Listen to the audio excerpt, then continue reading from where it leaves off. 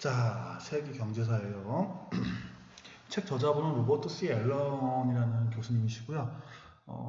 이강국 교수님이라고 한국분이신데 그분이 이제 번역을 했습니다. 그래갖고 되게 유려합니다. 번역이 되게 부드럽고 내용은 좀 어렵습니다. 사실은 왜냐면은 그냥 알아듣기에는 쉽지 않습니다. 내용이 워낙 많기 때문에 뭐 세계 경제라는 것이 어떻게 돌아가는가 그 역사책이라서 그걸 갖다가 아주 간략하게 짧게 요약을 해놨습니다. 그래서 내용에 뭐 저변 지식 알아야 될 내용들이 너무 많은데 그거 다 아주 짧게 이제 요약을 해놨기 때문에 그냥 이해하기는 사실 좀 쉽지는 않아요. 그래서 뭐 좀 하나하나 갖고서 뜯어서 좀 설명을 한번 해보고 설명한 내용을 갖고서 이제 동영상을 찍어봅니다.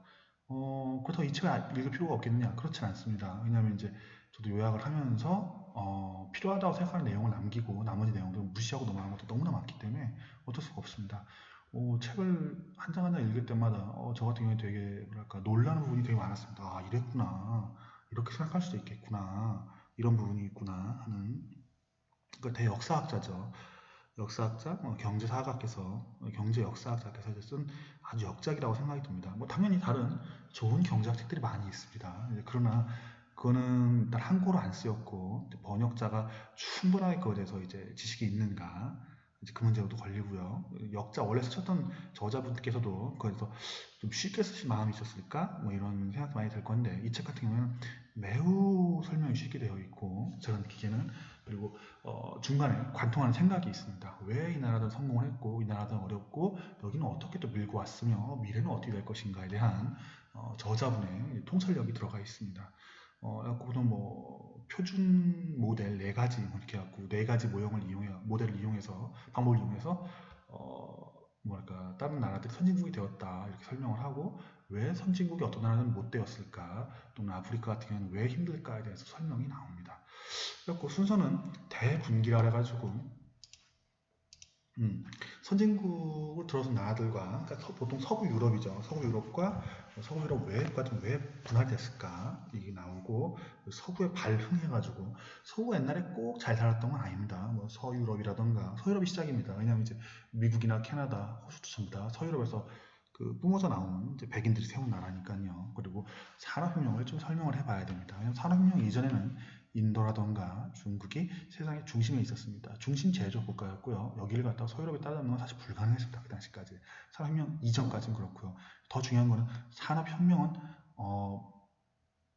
영국에서만 자체적으로 발생을 했습니다. 그리고 영국 외의 국가에서는 자체적으로 발행하지 않아요. 그러나 나머지 나라들은 영국의 영향을 받아서 생겨나게 됩니다. 선진국의 힘이라는 게 나오는데요.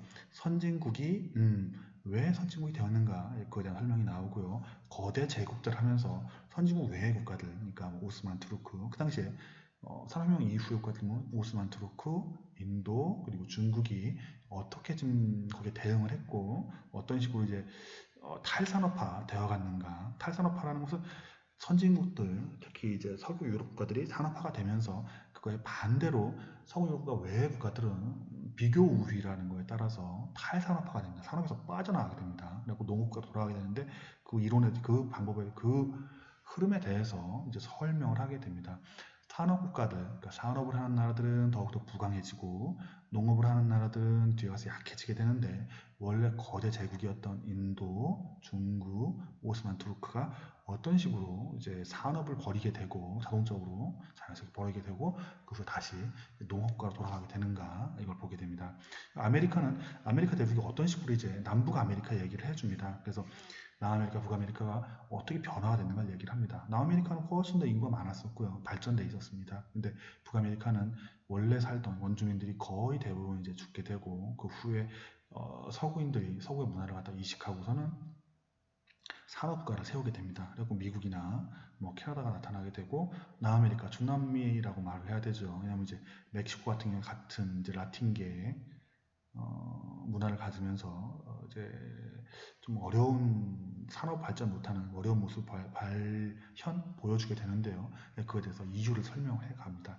그리고 아프리카에 가면 아프리카는 왜 그렇게 어려울까? 무엇이 아프리카 발전을 막았을까에 대해서 널리 이제 통용되는 이론들과 그 이론들에 대한 반박 그리고 이게 뭐가 문제 있었을까 설명을 하게 됩니다.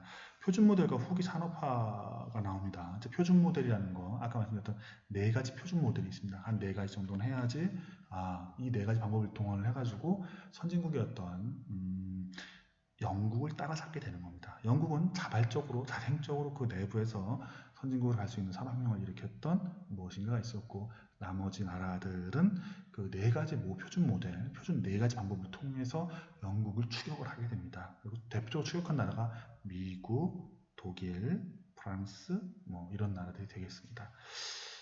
이 빅푸시 산업화가 나옵니다. 이 표준 모델 갖고는 따라잡지를 못하는 겁니다. 해보니까 사실상. 근데 시간 어느 정도 지나고 격차가 너무 많이 벌어졌기 때문에 그런 거죠. 그래서 뭔가 조금 더 빠르게 따라잡을 수 있는 방법들을 강구하게 됩니다. 강제로 진행하는 건데요. 대표적인 성공한 사례가 러시아, 옛날 소비에트, 소련의 빅푸시라고 해갖고 세게 밀어붙여갖고 따라잡는 겁니다. 근데 가다가 결국 무너졌고요. 그 후에 진행한 것이 일본, 한국, 대만, 그리고 마지막으로 중국이 거의 뛰어들었습니다. 성공할 거냐 안 성공할 거냐 그걸 알 수가 없는데요. 지금까지는 성공적인 것 같습니다. 그리고 마지막으로 지금 미국하고 무역 분쟁을 겪으면서 약간 좀 흔들리고 있죠. 추가 조사 자료는 제가 이제 이거 설명하기 위해서 자료들 이제 끌어모았던 건데 천천히 머니머니 쪽에서 말씀드리고 있고요. 계속해서 동영상 찍어서 한번 공유를 한번 드리지 않을까 생각됩니다. 그리고 이 책은 워낙 이제 한 1700년부터 자료를 쭉 훑어하고 넘어오기 때문에 다른 책들과 연계가 매우 중요합니다. 왜냐하면 이제 섞어서 더 키워나가야 되죠. 이 책을 봐야 되는 이유는 세계 경제사를 봐야 되는 것은 그렇습니다. 무엇을 접근하든 간에 중간에 얼개라고 하죠. 뼈대가 있어야 됩니다. 그 뼈대가 있어야 살을 붙여나갈 수가 있는데요. 우리가 경제를 벗어날 수는 없습니다. 세상 모든 것은 다 연계가 되어 있죠. 내가 사는 것은 결국 이제 먹고 살려고 사는 것이고 살기 위해 사는 건 사실은.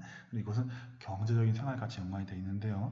이 경제적인 생활, 내가 지금 살고 있는 이 삶이 무엇에 연계되어 갖고까지 발전해 왔는가를 아는 것은 매우 중요할 것입니다. 그리고 이것은 하나의 이제 뼈대를 마련할 수 있는 책이고요. 이 책을 기반으로 해가지고 뼈대를 하나 놓고 그다음에 따로 이렇게 살을 붙여 나간다면은 좀 더 빠르게 세상을 이해할 수 있지 않을까 생각이 듭니다. 자, 여기서 얼개 설명을 마치도록 하겠습니다.